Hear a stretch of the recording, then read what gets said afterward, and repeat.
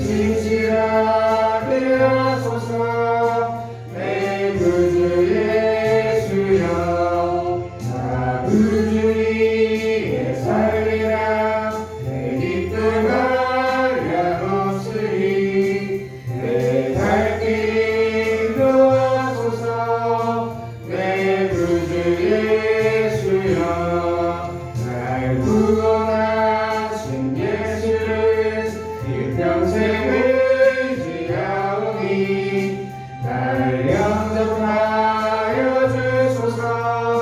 내 구주 예수여, 나 구주 위에 살리라.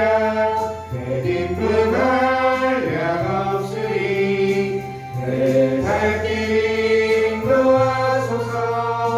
내 구주 예수여, 주 십자가에 달리사 날 자유하게 했으니 내 몸과 나를 주 위에 따스게 하소서.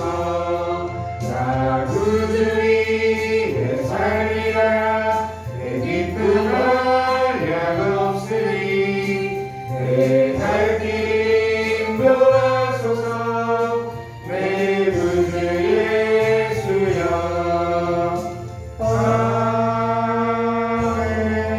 아멘. 하나님 말씀은 히브리서 2장입니다.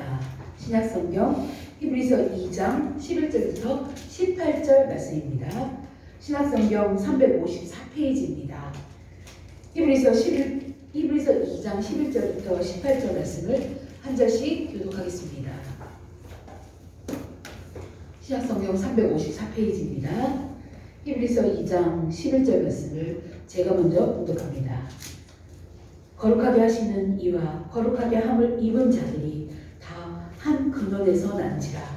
그러므로 형제라 부르시기를 부끄러워하지 아니하시고 이르시되 내가 주의 이름을 내 형제들에게 선포하고 내가 주를 교회 중에서 찬송하리라 하셨으며 또 다시 내가 그를 의지하리라 하시고 또 다시 볼지어다 나와 및 하나님께서 내게 주신 자녀라 하셨으니 자녀들은 혈과 육의 속았으되 그도 또한 같은 모양으로 혈과 육을 함께 지니시는 죽음을 통하여 죽음의 세력을 잡은 자 곧 마귀를 멸하시며 또 죽기를 무서워함으로 한평생 매어 종노릇하는 모든 자들을 놓아주려 하심이니 이는 확실히 천사들을 붙들어 주려 하심이 아니요 오직 아브라함의 자손을 붙들어 주려 하심이라. 그러므로 그가 범사에 형제들과 같이 되심이 마땅하도다. 이는 하나님의 일에 자비하고 신실한 대제사장이 되어 백성의 죄를 속량하려 하심이라. 그가 시험을 받아 고난을 당하셨은즉 시험을 받는 자들을 능히 도우실 수 있는. 아멘. 오늘은 중보자라는 제목으로 말씀을 드리려고 합니다. 중보자. 우리가 이 중보자라는 말을 많이 들어보셨을 것입니다. 오늘 이 중보자에 대해서 여러분들에게 설명을 좀 드리려고 합니다. 죄로 말미암아 잃어버렸던 우리의 신분을 회복한다는 것은 감당이 되는 문제가 아닙니다. 우리는 예수님 믿으면 구원받는다. 예수님 믿으면 우리의 죄가 다 없어진다. 이렇게 믿고 있습니다. 이것이 사실입니다. 그런데 믿음이란 이 믿음을 갖는 것이 얼마나 어렵고 감당하지 않은 것인지를 우리가 알아야 합니다. 우리는 우리에게 주어진 이 구원이 얼마나 놀랍고 힘들고 값진 것인지를 알아야 하는 것입니다. 하나님의 공의는 죄에 대해 반드시 응분의 대가가 있어야 한다고 말씀을 드렸습니다. 하나님의 공의는 사람이나 다른 피조물로 내 죄를 대신 용서받을 수 없다는 것이 하나님의 공의라고 말씀을 드렸습니다.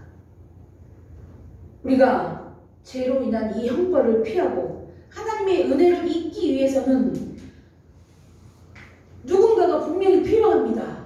그런데 사람은 안 돼요. 다른 피조물도 안 돼요. 결론이 나와요. 나의 죄를 용서해 줄 수 있는 능력 있는 누군가가 있어야 된다는 것이에요.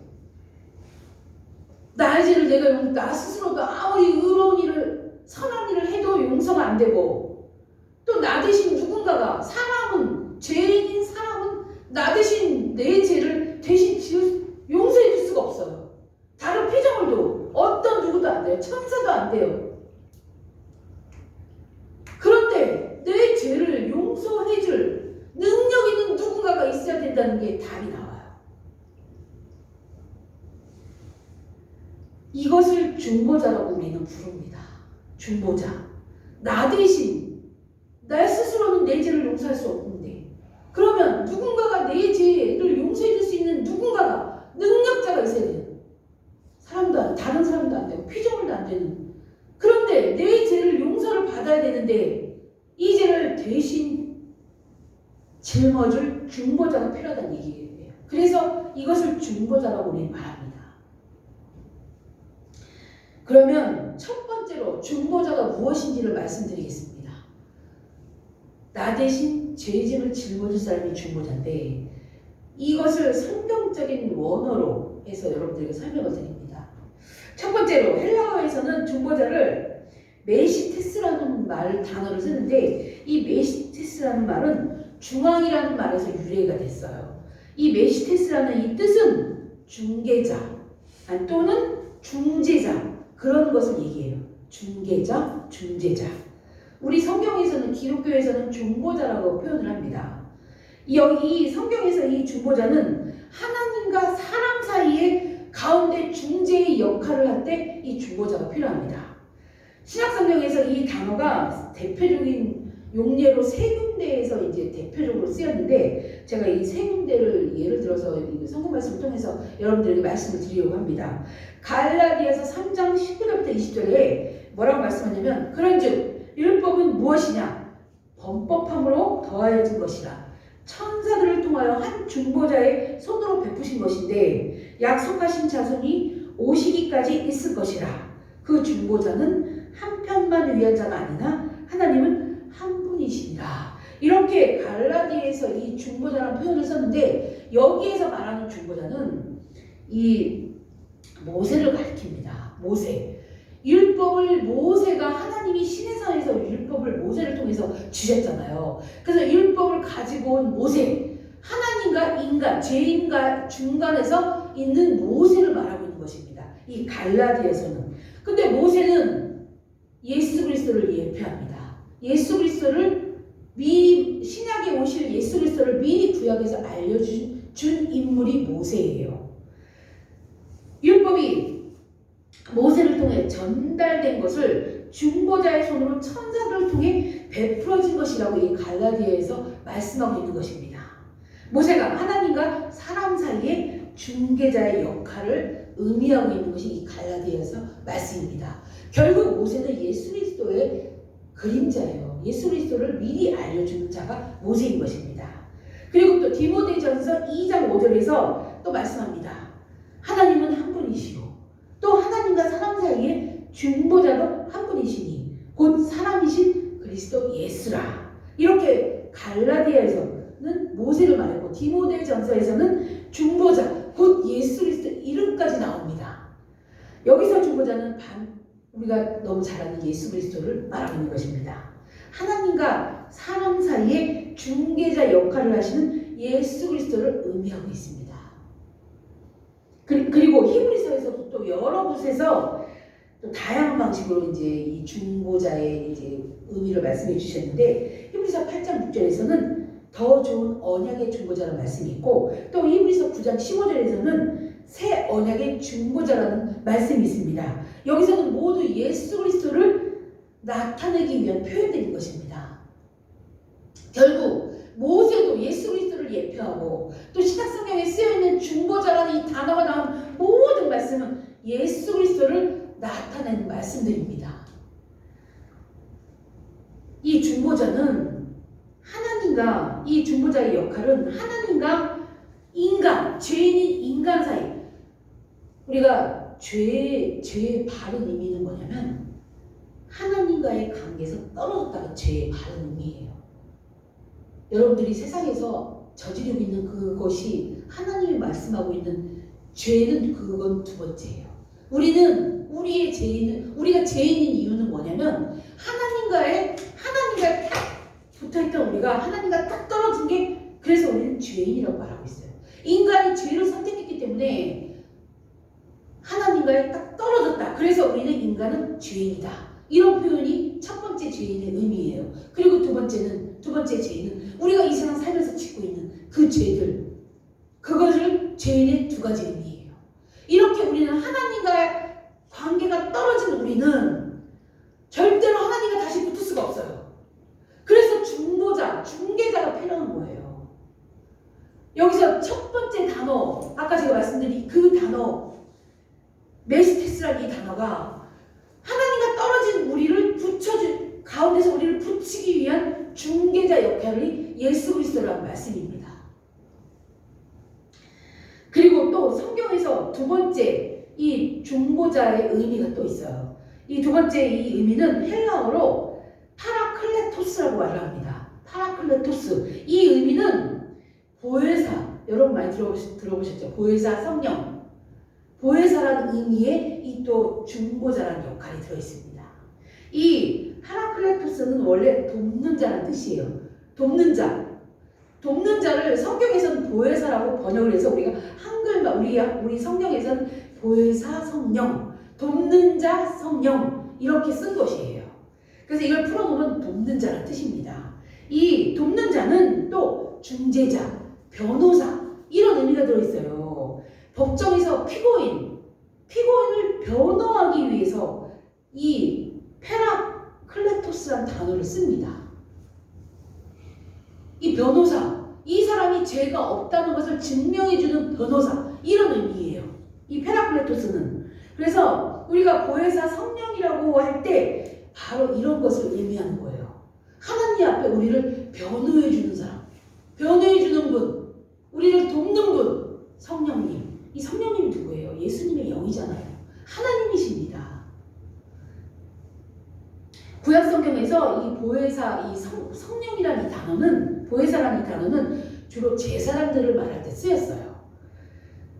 제사장들이 하나님과 사람 사이에 중개자 역할을 했기 때문에 그렇습니다. 예수님이 오시기 이전에는 제사장들이 죄인들의 그 죄값을 대신해서 짐승을 잡아서 그 잡은 짐승을 하나님 앞에 갖다 드리는 역할을 했어요. 하나님 이 짐승이 이 누구누구가 이러이러한 죄를 졌기 때문에 이 죄값으로 이 죄인을 이 짐승을 잡아서 대신 죽여서 하나님 앞에 드립니다. 이 죽은 짐승을 보시고 누구누구의 죄를 용서해 주세요. 그런 역할을 했던 게 제사장들이었습니다. 그래서 구약 성경에서는 제사장을 의미할 때 이 보혜사, 파라클레토스라는 단어를 썼어요. 그리고 신약 성경에서는 당연히 성령님, 예수님을 표현할 때 이 단어를 썼습니다. 구약 성경에는 히브리어로 쓰였고 신약 성경에서는 헬라어로 썼기 때문에 헬라어 파라클레토스 이렇게 쓰인 것이에요. 그래서 예수님을 표현할 때 이 단어를 썼습니다. 그래서 예수님은 우리를 법정에 서서 하나님 앞에서 우리를 변호해 주시는 역할, 이것이 또 중보자의 역할인 것입니다. 중보자의 역할이 두 가지가 있는 것이에요. 하나님과 인간을 연결해주는 중간 역할, 그리고 또 법정에 서서 우리가 마지막 때 하나님 앞에 갔을 때 반드시 심판대 앞에 씁니다. 그때 예수님이 우리를 변호해주고 하나님 앞에, 하나님 누구누구가 내 피로, 예수님 본인의 피로 제사함을 받았습니다. 중간 역할, 중간에서 그런 변호 역할을 해주는 중보자, 그 의미가 있는 것이에요. 예수님은 우리를 위하여 법정에 서서 하나님 앞에 우리를 변호해 주시는 변호사이신 것입니다. 요한 1서 2장 1절에서 이 사실을 말씀해 주고 있습니다. 제가 읽어드리겠습니다. 나의 자녀들아, 내가 이것을 너희에게 쓰면 너희로 죄를 범하지 않게 하려 함이라. 만일 누가 죄를 범하여도 아버지 앞에서 우리에게 대언자가 있으니 곧 의로우신 예수 그리스도시라. 요한일서 2장 1절에서 이 대언자, 변호사 예수 그리스도라고 분명하게 우리에게 말씀해 주고 있습니다. 여기서 보혜사를 대언자라고 이제 번역을 그렇게 해놓은 거예요. 같은 단어예요. 그리고 또 요한복음 14장 16절에서도 말씀합니다. 내가 아버지께 구하겠으니 그가 또 다른 보혜사를 너희에게 주사 영원토록 너희와 함께 있게 하리라. 이렇게 예수님이 자신을 보혜사라고 표현해서 요한복음에서 또 말씀하셨습니다. 같은 단어예요. 예수님이 자신이 먼저 보혜사이기 때문에 또 다른 보혜사라 표현을 한 거예요. 그래서 예수님의 영, 보혜사, 성령, 우리가 그렇게 말하고 있는 것입니다. 이 말씀의 근거에서 예수님이 친히 말씀하셨어요. 또 다른 보혜사를 너희에게 보내줄게. 너희를 도울 거야. 그게 나야. 이런 말씀인 거예요. 그러므로 우리는 예수님뿐만 아니라 성령님도 우리를 위하여 법정에서 우리의 의로움을 진술해 주시는 변호사인 것을 알 수가 있습니다. 결국 같은 분이에요. 예수님이 하나님이시고 성령님도 하나님이신 거예요. 삼위일체 하나님, 같은 분이에요. 로마서 또 8장 26절에서도 말씀하십니다. 잘 들어보세요. 이와 같이 성령도 우리의 연약함을 도우시나니 우리는 마땅히 빌 바를 알지 못하나 오직 성령이 말할 수 없는 탄식으로 우리를 위하여 친히 간구하시느니라. 예수님의 영이신 성령님이 우리의 연약함을 도와주셔서 우리가 무엇을 기도해야 될지 알려주시고 말할 수 없는 탄식으로 우리를 위하여 친히 기도하고 계신다는 것입니다. 이렇게 예수님은, 성령님은 같은 분, 우리를 위해서 이렇게 이 세상에서 우리를 돕고 계시는 것입니다. 이와 같이 중보자에 대한 또 다른 표현인 이 보혜사는 우리가 하나님의 법정에서 심판을 받을 때 우리를 위하여 변호해 주시는 분을 의미합니다. 그러므로 이 메시테스, 중보자, 파라클레토스, 보혜사 모두를 종합해서 생각을 해보면 이 중보자가 무엇이냐면, 우리에게 계신 이 중보자가 무엇이냐면 하나님과 우리 사이에서 서서 하나님과 우리의 막힌 관계를 중재하는 존재, 특별히 우리를 위하여 변화하는 입장에 계신 중재자라고 결론을 내릴 수가 있습니다. 이분이 바로 예수 그리스도이십니다. 성도 여러분, 하나님과 우리 사이에 중재자이시고 동시에 우리 편에 서서 우리를 변화하시는 예수 그리스도를 믿고 구원받으시는 여러분이 되시기를 간절히 기도합니다. 아멘. 우리는 나 스스로도 또 다른 어떤 피조물로도 우리의 심판을 면할 수가 없습니다. 그래서 중보자가 필요하다는 사실을 알고 있습니다. 그 중보자가 바로 예수 그리스도이십니다. 이것을 믿어야 되는 거죠. 그런데 우리에게 중보자가 되시는 이 예수 그리스도가 어떤 분일까요? 어떤 중보자가 될까요? 어떤 중보자가 되어야 우리의 이 무거운 죄값을, 이 죄짐을 짊어지실 수 있는 분일까요? 결론은 두 가지예요. 우리의 중보자 되신 예수 그리스도는 참 인간이어야 되고 참 하나님이 되셔야 되는 거예요. 참 인간이 뭐예요? 죄가 없는 인간. 그래서 동정녀 한 사람, 남자의 정자를 받지 않고 성령으로 하나님의 전능하신 그 능력으로, 그 기적으로, 자연적인 능력으로 마리아의 몸에 생명을 주신 거예요. 그래서 참 인간인 거예요. 죄가 없는 인간. 우리 다 아는 내용이죠. 하나님의 공의는 죄를 지은 그 당사자가 죄값을 대신 치르는 것이 하나님의 공의입니다. 그런데 우리 인간은 죄인이기 때문에 그 죄값을 치를 수가 없어요. 그래서 중보자가 필요하잖아요. 그죠? 그런데 하나님은 인간이 죄를 지었으면 인간이 대신 그 죄값을 받아야 되는 것이 하나님의 공의입니다. 하나님이 신이시잖아요. 만드신 창조주잖아요. 내가 너희들 죄 다 그냥 용서해줄게 이러실 수도 있어요. 그러나 우리 하나님은 공의로운 하나님이기 때문에 그것이 될 수가 없는 거예요. 죄를 지으면 반드시 대가가 있는 거예요. 그것이 하나님의 뜻이에요. 공의예요. 그렇기 때문에 반드시 우리가 지은 죄의 대값을 누군가가 짊어져야 되는 거예요. 나 스스로 못하고 어느 누구도 해낼 수 없는데 분명히 그 죄의 값을 짊어져야 될 누군가가 있어야 되는 거예요. 그것이 하나님이 아닌 인간이어야 되는 거예요. 하나님 죄가 없는 인간. 그래서 예수 그리스도라는 거예요. 오직 예수님만이 가능하다는 것입니다. 그래서 반드시 이 중보자는 사람이어야 해요. 그죠? 사람. 그래서 우리 예수님이, 하나님이신 예수님이 이 땅에 인간의 몸을 입고 낮은 곳으로 오신 거란 말이에요.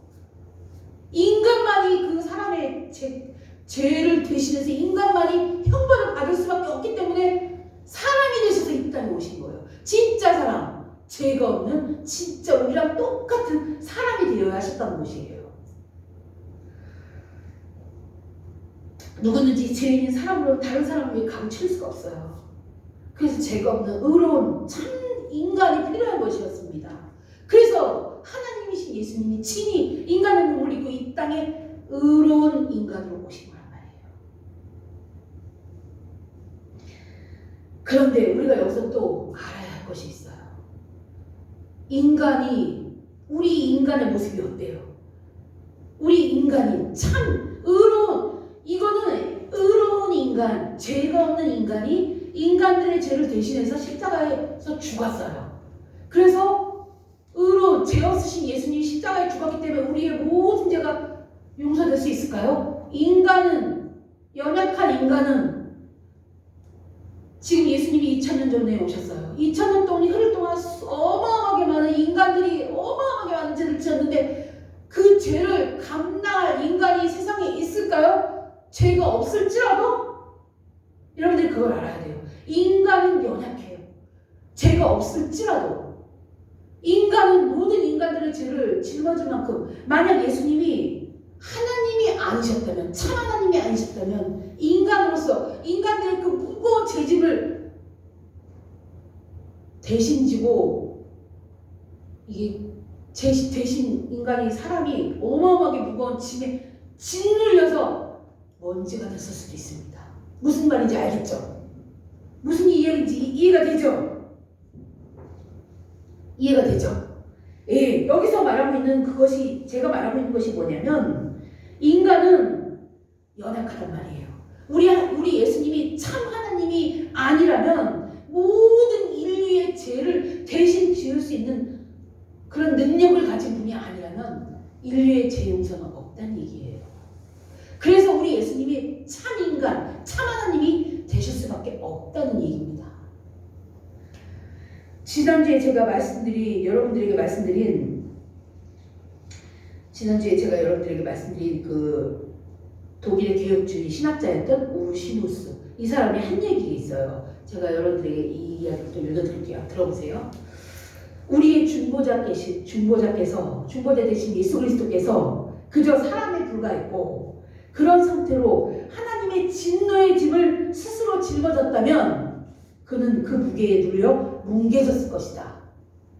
그러므로 그가 절망 가운데 빠지거나 뭉개지지 않고 무한한 인간의 형벌을 감당하기 위해서는 반드시 무한한 힘을 소유한 분이셔야 했고 그렇기 때문에 하나님이셔야 했던 것이다라고 말했습니다. 이 말이 너무 공감되지 않아요? 우리 예수 그리스도는 참 의로운 죄가 없으신 인간이었어요. 그러나 인간으로만 끝났다면 그분은 스스로 부활해서 참 하나님인 것을 드러낼 수도 없었고 우리 인류의 모든 그 무거운 죄짐을 다 짊어지고 가실 수 없었다는 얘기예요. 참 인간인 동시에 참 하나님이셨기 때문에 모든 인류의 죄를 다 감당하실 수 있었단 말인 거예요. 우리의 중보자가 신성을 가지고 계시지 않았다면 우르시누스의 말처럼 인성이 과도한 짐으로 인해 못 이기고 부셔져 모래알이 돼서 흙으로 되었을 것이란 말이에요. 부셔졌을 거란 말이에요. 왜냐하면 인간들의 죄짐이 너무 무겁기 때문에 한두 명이 아니잖아요. 우리의 죄와 짐을 지고 의와 생명을 우리에게 주신 이 예수 그리스도, 이분이 우리에게 이렇게 우리에게 영원한 생명을 주시고 우리의 모든 죄를 용서해 줄 수 있는 이 이유는 그가 참 하나님이시기 때문에 가능했던 것입니다. 정말 특별한 분이죠. 우리와 똑같이 연약한 인간의 몸을 입고 이 땅에 오신 분이고 동시에 참 하나님 그 능력을 가지신 분이에요.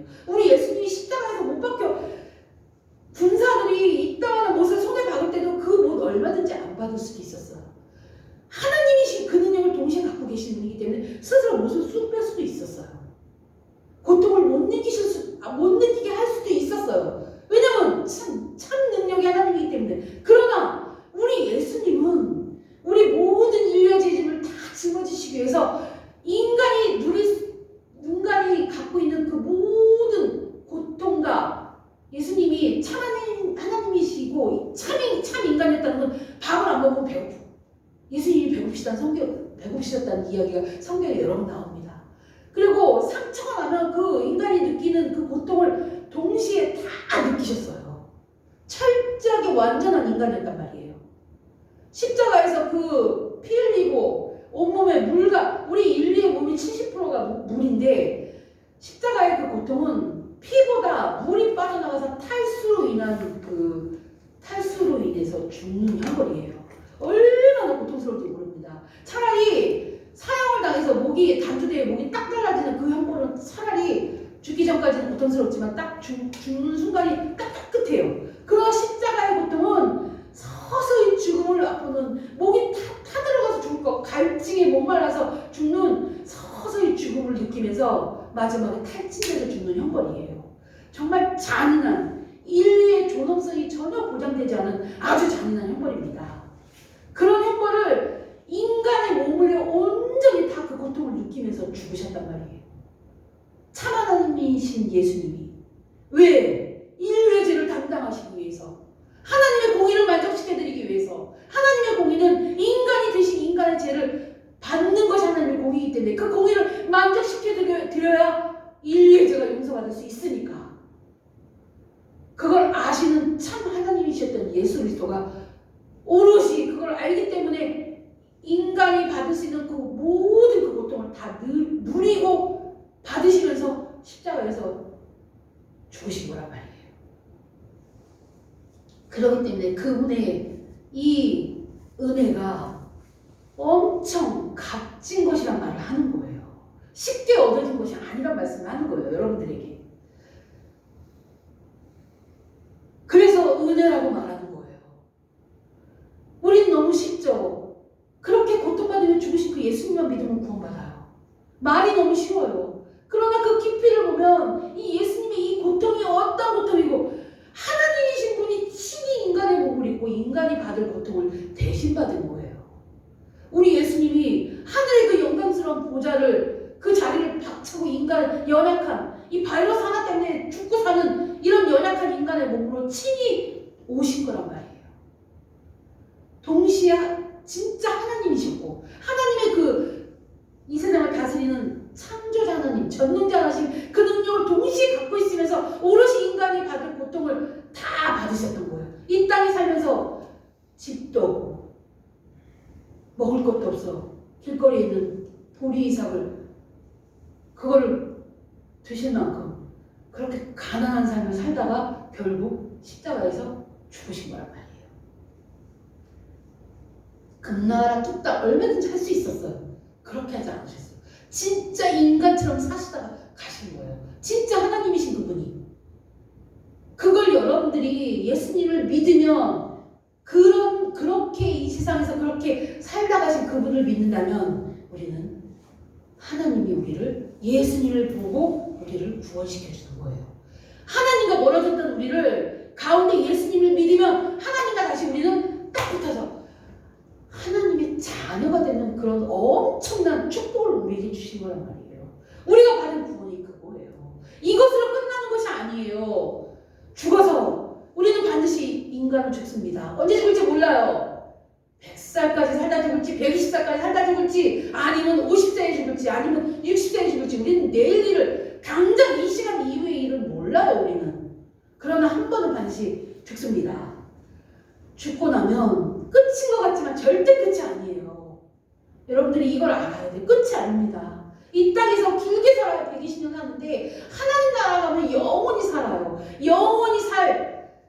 우리가 영원히 사는데 그 영원히 어디서 살 것인가 결정이 되어야 된단 말이에요. 예수님을 믿으면 하나님 나라 가서 영원히 살고, 예수님을 안 믿으면 두 가지밖에 없어요. 무조건 지옥 가서 영원한 고통을 받으면서 이 땅에 사는 게 우리 힘들죠. 사는 게 고난이에요.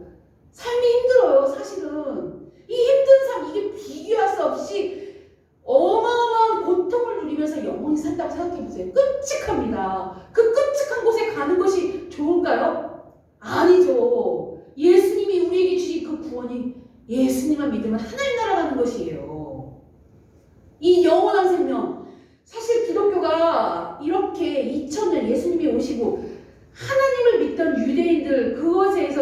기독교가 수천의 역사를 지니면서 하나님을 믿었던 그 많은 이 하나님을 믿었던 많은 성도들이 지금까지 이 기독교가 전 세계에 퍼져서 전 세계 최고의 첫 번째로 가장 많이 믿는 종교가 된 이유가 여기에 있어요. 지금 당장 구원받는 것은 끝나는 것이 아니에요. 하나님 나라에 간다는 그것이 좋아서, 왜냐면 모두 다 죽음이 눈앞에 있다는 걸 알기 때문에 죽어서 내가 하나님 나라 가면 좋지, 그 마음으로 이 기독교가 지금까지 이어온 거란 말이에요. 그것을 우리 예수님이 주셨기 때문에 예수님을 믿고 구원받은 거란 말이에요. 이 예수님에 대한 이 감사로, 이 예수님을 믿는 자들이 지금까지도 계속해서 구원받는 자들이 늘어나기 때문에, 아직도 구원받을 자들이 있기 때문에 이 세상에 종말이 오지 않은 것이에요. 수천 년이 지난 지금까지도 이 종교가 살아남고 여지까지 유지되어지고, 앞으로 우리가 죽고 나서도 예수님이 오시기 전까지 많은 이들이 또 예수님을 믿고 구원을 받을 것이에요. 하나님 나라를 가는 것이, 천국 가고 싶어서 이 기독교가 지금까지 이렇게 번성해 온 것입니다. 여러분들이 그걸 알아야 돼요. 이 땅에서 우리의 삶은 결정되어졌어요. 변하지 않아요. 우리의 삶은 열심히 일해야 먹고 살 게 나오고, 열심히 일해야 내가 좋은 옷 사 입고, 열심히 일해야 내가 맛있는 거 먹고 사는 거는 변함이 없습니다. 내가 죽는 순간까지 우리는 그렇게 살 거예요. 그리고 작은 바이러스 하나 때문에 콜록콜록거리고 기침하고, 작은 암덩이 바이러스 하나 때문에 암에 걸려 죽을 수도 있어요. 우리의 삶은 이미 결정되어졌어요. 이런 삶을 이 땅에선 살아갈 수밖에 없어요. 그런데 우리의 삶이 죽음이 결정되는 그 순간에 우리는 그런 고통과 걱정과 수고가 없는 하나님 나라 가서 영원히 산단 말이에요. 하나님 나라를 구원해서 하나님 나라를 빼놓고 복음이 증거되면 잘못된 복음입니다. 반드시 하나님 나라에 대한 기대감을 갖고 우리는